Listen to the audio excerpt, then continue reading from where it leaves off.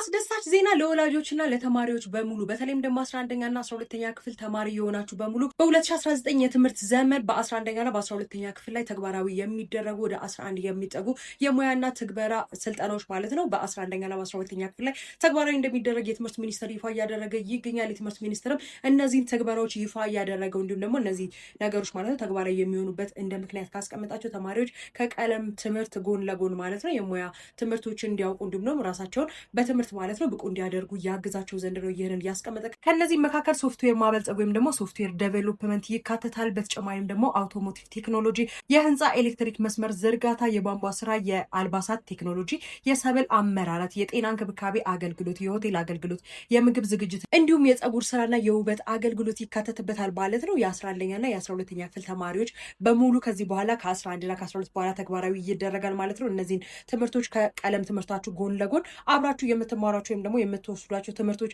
ይሆናሉ ማለት ነው። እንዴት ተመለከታችሁት? እስኪ ሀሳባችሁን ኮሜንት ላይ አጋሩኝ። በሌሎች መረጃዎች ግን እመልሳለሁ። መልካም ቆይታ።